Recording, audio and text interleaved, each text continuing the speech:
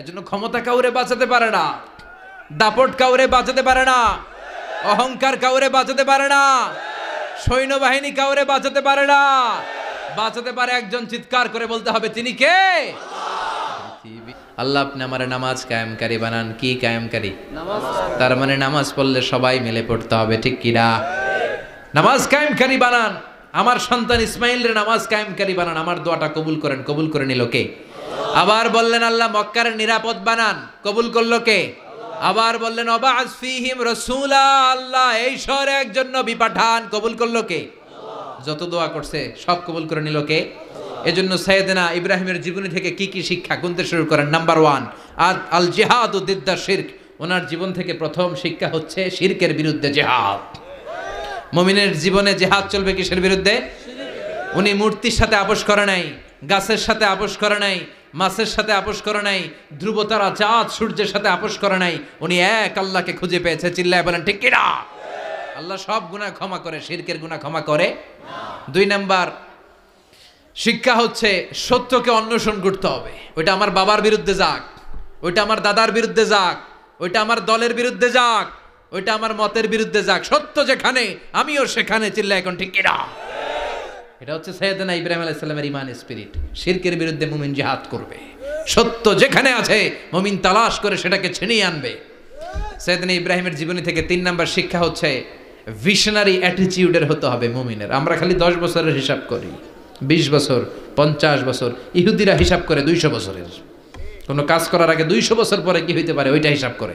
সাইয়েদনা ইব্রাহিম এরকম ভিশনারি ছিলেন। এজন্য দোয়া করেছেন রব্বানা ওয়াবা'আস ফীহিম রাসূলা।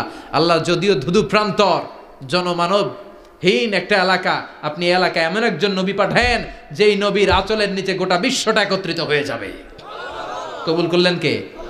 কি ভিশন দেখছেন, কি ভিশনারি অ্যাটিটিউড। তিনি তখন থেকেই বিশ্বনবীকে দেখতে পেয়েছিলেন। এজন্য ভিশনারি অ্যাটিটিউডের হন, স্বপ্নবাজ হন। স্বপ্ন সেটা না যেটা মানুষ ঘুমিয়ে ঘুমিয়ে দেখে, স্বপ্ন সেটা যেটা অর্জনের আকাঙ্ক্ষা মানুষের ঘুমাতে দেয় না। এটা ছিলেন সাইয়েদনা ইব্রাহিম, ভিশনারি অ্যাটিটিউডের ছিলেন। 4 নাম্বার শিক্ষা যোগ্য প্রজন্ম তৈরি করে যাওয়া। উনি কি প্রজন্ম তৈরি করছে দেখেন। প্রথম ছেলে ইসমাইল, দ্বিতীয় ছেলে ইসহাক। ইসহাকের চ্যানেলে বনি ইসরাইলের সব নবীরা আসলো, আর এই চ্যানেলে বিশ্ব নবী আসলো।